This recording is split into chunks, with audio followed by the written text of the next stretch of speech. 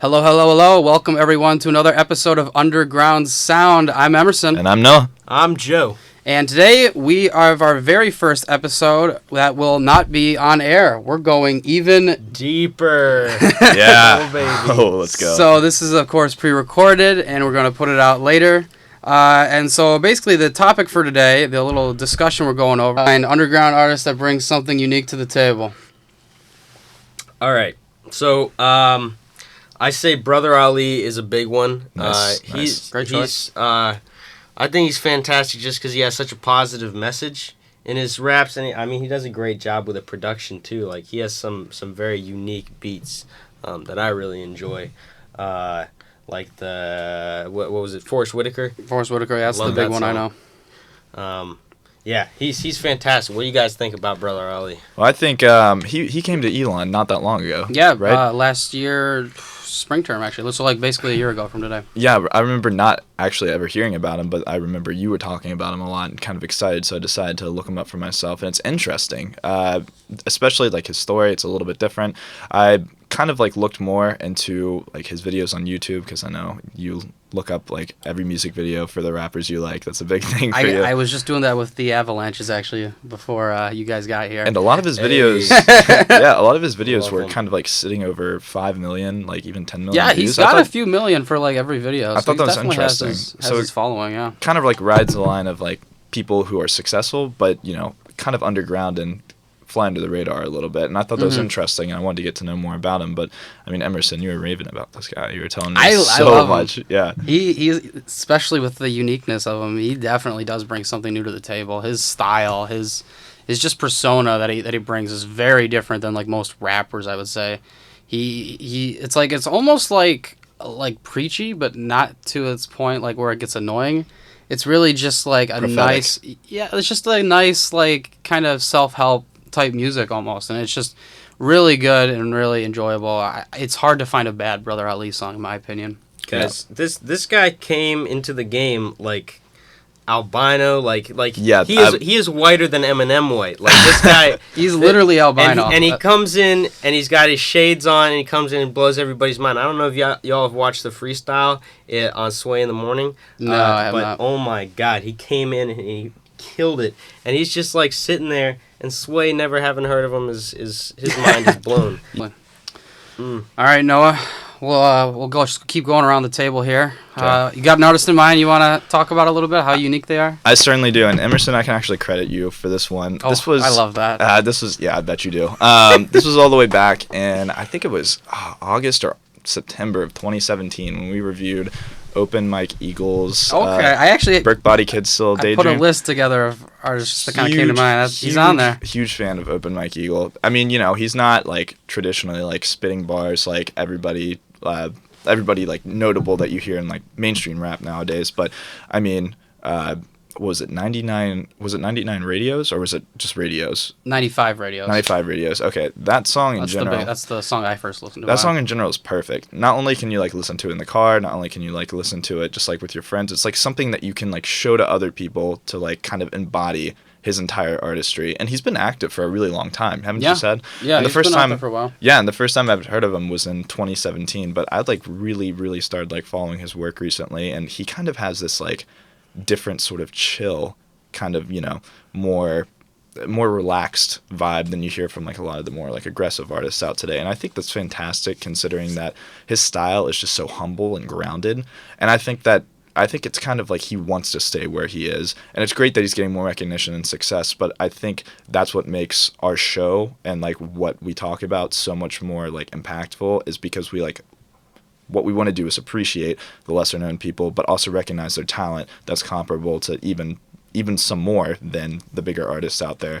I think Open Mike Eagle was fantastic, and I mean, you probably have a different opinion on this. You really nailed what I was gonna really say on him on the head.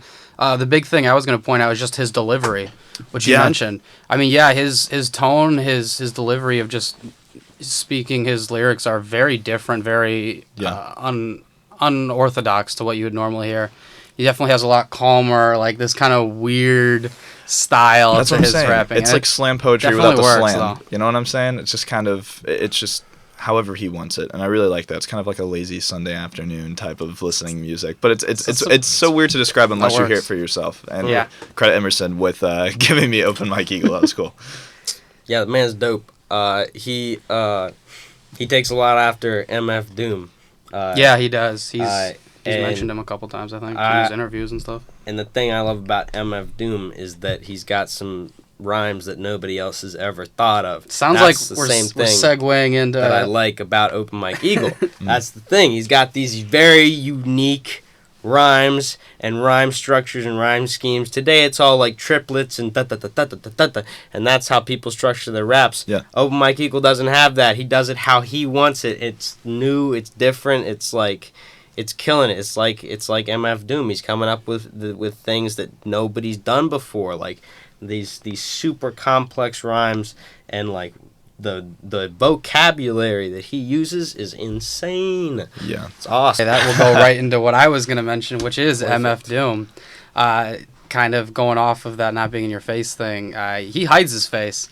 He's one of the very few rappers to hide his identity with the iconic MF Doom mask. Oh my god, I love that mask. It's a great mask, yeah, and he's one of the very few to do that. A lot of rappers just like to get as much fame with their facial recognition as much as possible, and he just does quite the opposite. And he's got obviously he influenced Open Mike Eagle with his very unique, very awesome just wordplay with that.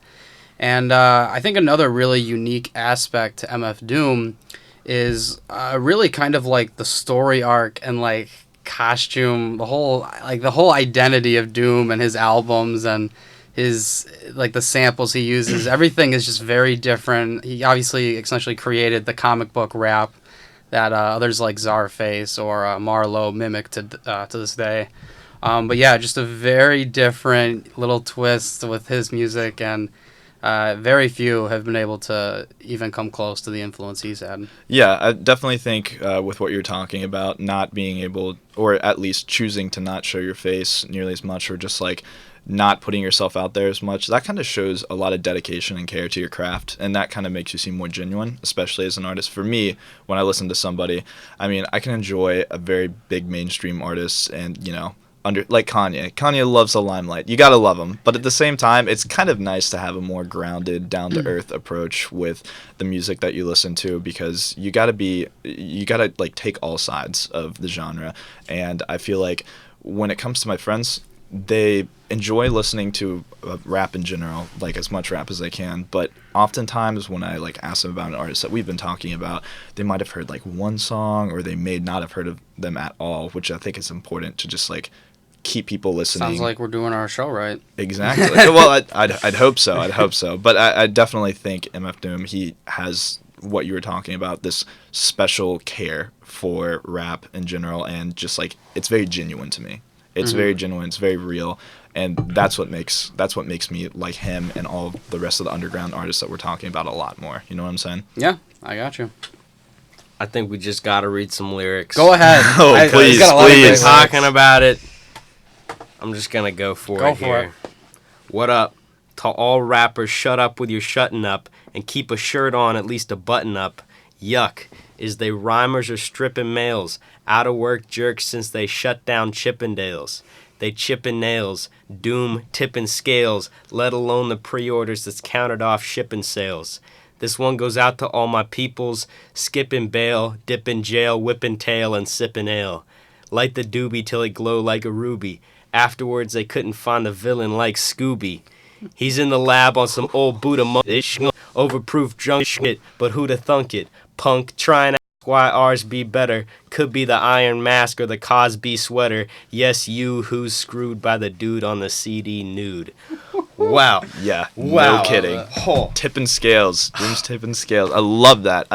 It gets the hairs on my arms standing up. Oh my god. He's one of the few artists that when you read his lyrics, it's more like a tongue twister than what you would expect. Like it's just, it's so, I struggle reading to keep along with the artist. That's the perfect word. He is just flipping around. It's a tongue twister. That's what I'm saying. Props to you for actually being able to read that without stuttering. I mean, that would have been so hard for me, honestly. Read other lyrics from other songs. It's not hard hard to follow along when you have the lyrics in front of you. But it's definitely a challenge with MF Doom. And the thing is that other songs, they're catchy in just like the rhythm. His rhymes, like once you hear them, you want to hear them again. Yeah. And you want to the catchiness is the words themselves, not like the beat. It's like the words. Like I heard that, and I had that stuck in my head for like 3 months, and I had to like go back and read the lyrics over again. It was amazing. Yeah, I think that's an age-old thing, just like being able to listen to a song or being able to listen to the lyrics and wanting to listen to it time after time, just being able to kind of like study it. It's complex, like multi-layered,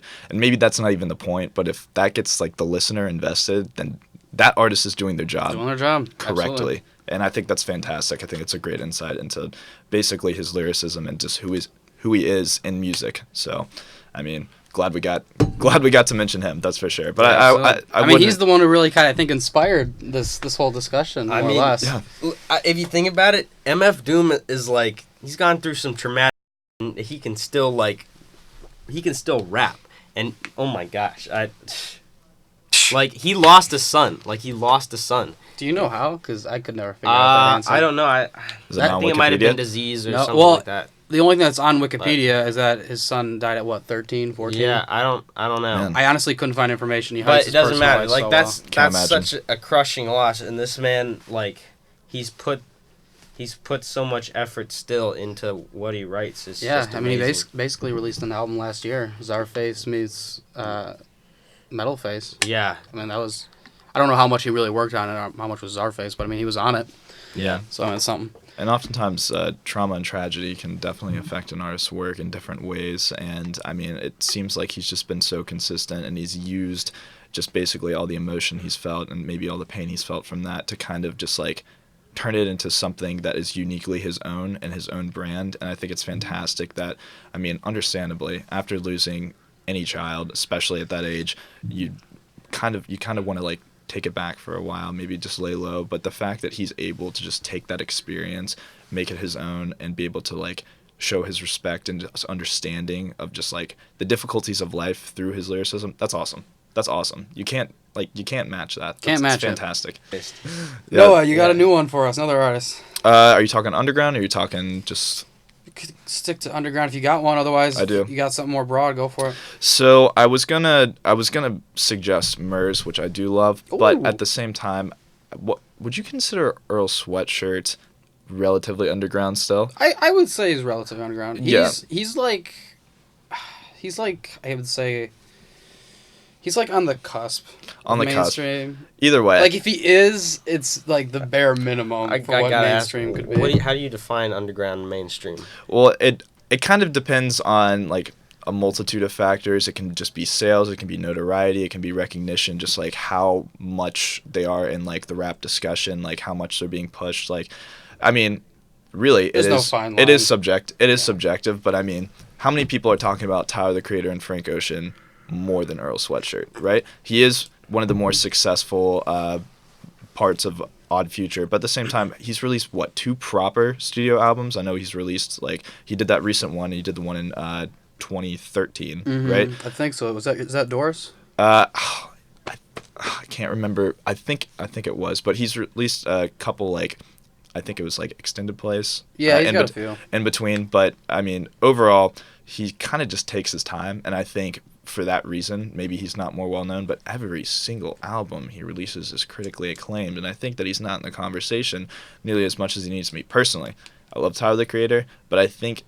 personally he is better with the way that he dedicates like his work. Tyler, the Creator is good. Did not like Cherry Bomb. Just didn't like Cherry Bomb. I didn't like Cherry Bomb either. Bastard, wasn't a huge fan of that. I mean, I really did like Goblin, but I mean, there were some songs like Sandwiches that were...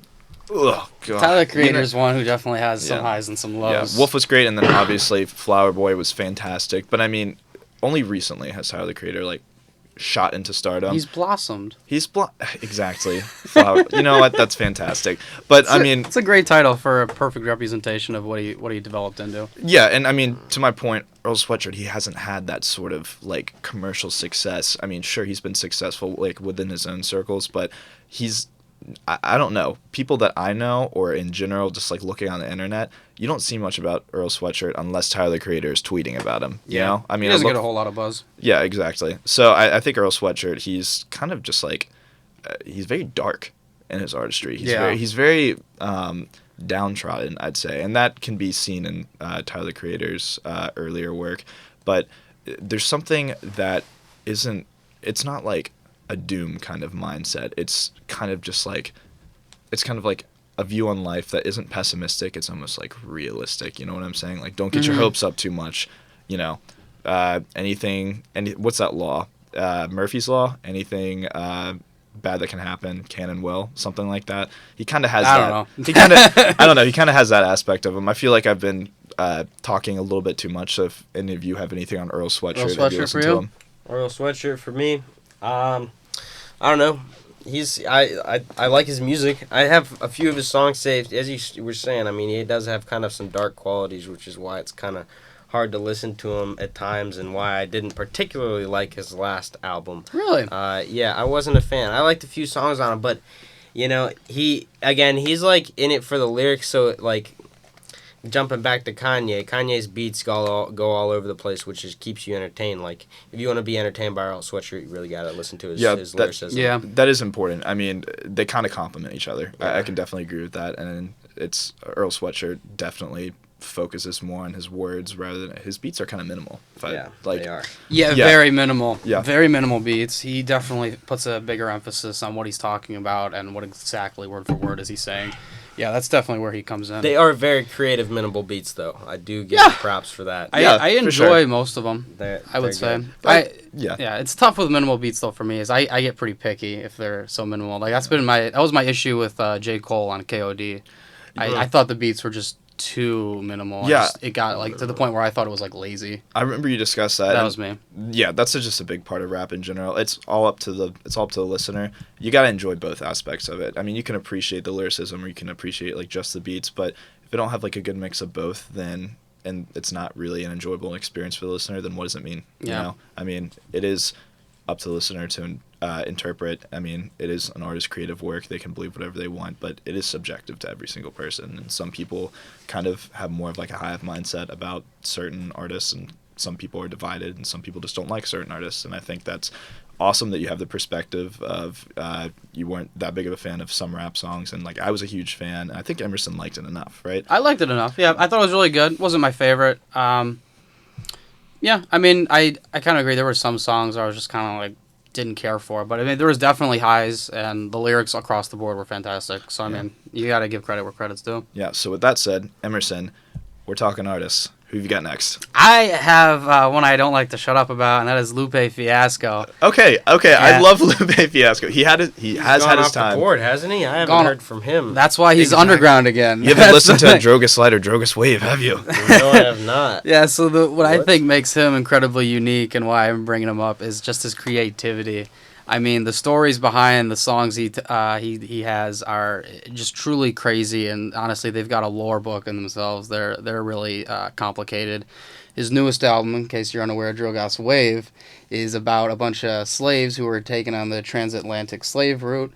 Emphasis on Atlantic, his old label. And some of the slaves, when the ship would crash, some of the slaves essentially were taken under by these underwater people, ex-slaves, that then grabbed them, taught them how to breathe underwater, and they created a whole society, and through that society they were then sinking more slave ships to then free more slaves and grow as an underwater population. That is a very easy breakdown of what the album's about. It is some crazy This stuff has lore, like mythology. There like is this stuff, legit- there's extra stuff. It to gets it. very complicated. All right. It's a very rough For explanation those of listening it. right now, if you don't listen to this album after hearing that, I don't know what you're doing with your life. That is... It's a very awesome What? album. How do you come up with that? That's That's why I love it. crazy. That's why I love his creativity. That's That what is makes him wild. so unique in my mind. And another album was Tetsu and Youth. That was another really great one. And that one was representative of the 4 seasons. Spring, fall, winter, summer. And each section kind of had its own feel, along with an instrumental that would essentially ease you into the next part as well as the next season. And it was meant to be played forwards and backwards. So there's just a lot of creativity, a lot of thought that went into this. And so that's really why I bring up Lupe. Just a lot of his concepts are just off the wall bonkers, but just beautiful in their own right. He's got a pretty cool name, too. It is a great name. Yeah, I'll admit, I used to call him Lupe. I didn't know it was Lupe Lupe. for a while. Fiasco, just in itself, is just great. He could have just said, I'm Fiasco. Like, yeah, that's definitely. awesome. Well, I remember, Emerson, you also introduced me. Jeez, I'm just basically just praising I'm you right good here. at what I do. All right, Emerson, you introduced me to a song that was not released off of one of his proper albums or EPs. It was called Animal Farm, and it's interesting because I remember listening to the beat of that, and I was like, first of all, did he make this? And it was sampled from actually a Radiohead song. Really? I didn't know that. I don't know the sample. Very cool. Not even Radiohead, but Tom York got together with they kind of made a super group, and they made the song with the same beat. And I thought, not only did he take that song and respectfully add to it within another genre that wasn't alternative, he made that song his own. And Yeah. I personally like Animal Farm better than the original song that it was based off of. I mean, it's just so well done. It's so well done. And I mean, look it up on YouTube if you can. It's Animal Pharm instead of FARM. There's a fan-made music video of it, and that is also totally worth your watching. It breaks down the lyrics while they're being played. It's like a lyric video, but it gives you a much better representation of what Lupe's actually saying. Yeah, make sure to check it out. Very cool. Does it have anything to do with the book Animal Farm? Yes, it does. George Orwell book? Yep. Yeah. No way. That's the big point of the music video, is showing the watcher / listener Ooh, how it relates to the book. And if you ever That's read interesting. Animal Farm, that's probably something that Lupe great book. read and really, really enjoyed and probably wanted to implement into his music a little bit more. Just those kind of props to him. That's creative. heavy-handed themes. You know what I'm Heavy-handed. talking? Yeah. All right, how we doing over there? We got another artist? Another artist. Let's see. Who do we have? So, are we talking hip hop artists in general, or should we say producers that we like? If you think there's a producer that has brought something very new to the table, bring them up. I don't know producers as well as I probably should, but Yeah. I've been listening to a lot of Zaytoven. I mean, you hear his stuff. He's just a master with the keys. That's just a kind of a side. who's he worked with? Pretty much everybody. Okay. He's amazing. Just everybody. No specifics. I'm in- Got it. Another artist I'd like to talk about is Rico Nasty. You heard of Rico Nasty, Emerson? I'm aware of Rico Nasty, yeah. Not a fan? 94, you're right. Yeah. What's 94? Yeah. Okay. All right, so give me your thoughts, Emerson. Rico Nasty. Yeah. What, do you just hate Maryland or something? No, I enjoy your Do energy. you hate young rappers? She's got some work to do. There's a reason she's not major right now. She's got some work to do. All right, so tell me why. Have you heard the song Smack a Bit? Yep. Yeah. Beep. My. Did you say shoot again? No, I said you Beep. didn't. No, You should stop saying bitch.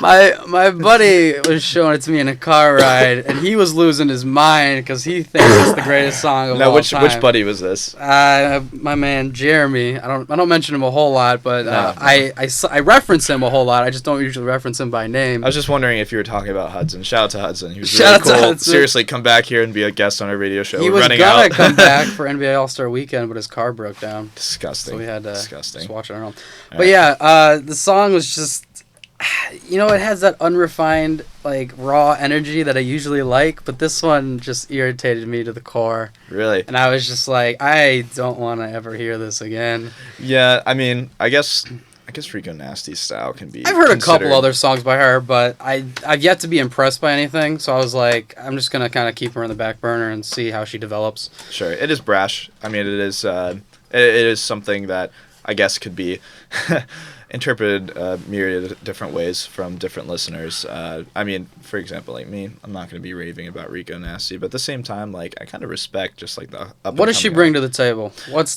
different with her then, since you brought her up? All right, so we were talking about how MF Doom has this kind of raw lyricism, and we were talking about how Open Mike Eagle just has this relaxed style. I kind of like the aggressiveness and kind of just raw, like I was saying, brazen sort of brash energy to Rico Nasty, and I think it's also important not just to fill a quota, just female rappers being able to just make a statement and become more known, because there's so much talent out there way more so than Cardi B. Sorry if that's not an opinion that everybody agrees with. I think it's really important to be able to have those like kind of rappers like on the scene and being able to just kind of like not rival men, but like be able to like kind of like stand there with men like equivalently. And not only because of that, I just think it seems to me that Rico Nasty is not controlled by a label yet. Seems like she's definitely very free spirited. It's very outlandish, whatever she wants. That's what I'm saying, and I kind of like it when artists are able to speak their mind, no matter how crazy or wild it is. I mean, we were talking about Kanye West. Of course, he's a genius, but I mean, he said a lot of things that a lot of people disagreed with, or a lot of people found kind of controversial. I kind of like that controversial aspect of rappers. It makes things more interesting. I agree. So whether it's for like some kind of PR stunt or shock tactic, doesn't matter to me. I find it intriguing. So that's my reasoning, at least. Anything from you? No. Okay. That crushed it. Crushed it. Cool. So I guess for me, I'm gonna move on into JPEG Mafia. Oh my goodness. I think something that makes him very unique is he just puts his style over everything else. He's got really good production by Kenny Beats. He's got really good lyrics. He's self-produced a little bit too, right? I believe he has self-produced quite a bit, but I know Kenny Beats is like his main producer that he works with. But like the style, that like raw, like aggressive, digital. See, that's what I'm talking about. Who is he? JPEG Mafia. Never heard of him. He's on the come up for sure. He's put out now 2, I think, critically acclaimed studio albums. Dang. What is it? Shoot, I can't remember the first one, but the newest one, Veteran, I think that one's awesome. I think his original one's a little rough around the edges. That one was self-produced, right? Veteran? No. Kenny Beats, I think, produced all of that one. Okay. But yeah, he has actually, honestly, pull up Baby I'm Bleeding. Get an idea of what we're talking about. We'll take a quick commercial break where we're just gonna sit here and listen to this song. Now a message from our sponsors, which we don't have. So Emerson's gonna sing for us for a little while. Sing. Do a little jingle. Do something. Yeah, turn that up. You can cut it. I guess we got your idea. Yeah, so that's what I mean of the very raw digital style of his music. A lot of the like electronic cuts and like scratches and. I describe it as like pretty innovative, honestly. Very innovative. I mean, the beginning it seems like very simple, like seriously, what the hell is this guy doing? But at the same time, like I feel like that is his image. It's kind of like I really don't care what you think. Like I'm just here to tell you something. You're not here to tell me something. And I can just like hear that just through his energy and like how aggressive it is. It's like you were saying, it's so raw, and that's what I've been kind of missing about rap recently. Like you don't hear all this like. Sure, you hear like the same subject over and over again. That's kind of like, ooh, that's a little bit taboo. That's a little bit controversial. But like, this guy is just literally like He's actually spitting. He's actually just like he's like yelling at me. It's just like I kind of want to like. It kind of commands the listener. You know what I'm saying? Mm-hmm. And that's why I think it's innovative. I think it's just different. And I mean, we're talking about differences within an artist. That is his own style, and I think that's cool. Sure. Doesn't have to be loved by everybody, but it's kind of wakes you up, you know what I'm saying? And I think that counts for something. Yeah, and a lot of the beats that he personally has made, I guess they've been made in pretty like obscure ways. I guess one of his beats, he was recording himself clicking a pen constantly, and like click, click, click, click, click, click, and that became one of his, like he literally used the clicking as a beat, and like banging like cups on a table and stuff. Like he has a lot of unorthodox ways of making beats, and you can tell those beats are made a little differently than what other producers are doing. No, that's refreshing. He's got some very different ways about it. Well, first impressions. Maybe I'm Bleeding by JPEG Mafia. All right, you don't have to be a fan. So that song just kind of caught me off guard. Yeah. When I first listened to him, I was like, what? That intro is kind of beat. Like it's kind of that background, like whatever that was. I don't know. It's kind of odd, but then he came in with the strong. It's when he starts rapping. Strong rapping. So that intro is like 40% of the song too, isn't it? It's like it takes up a lot. The man took a while to build up. It's almost experimental in its nature. I think he is classified as experimental hip hop. Yeah, I really like that reference to Bed-Stuy. Chris Rock. Growing up in Bed-Stuy, I've been watching a lot of Everybody Hates Chris. Big fan. That was one of the places I visited with my family when we went to New York. Seriously, we need one more season because that cliffhanger was the worst thing ever, even though we know what happened to Chris Rock. What do you mean it's worth cliffhanger? It was a Sopranos cliffhanger. Oh, come on. Come on, man. That's literally what it was. It was like making fun of the Sopranos ending. Oh, we need to know what he got. And that's another joke in it of itself. That's genius writing. That's what it is.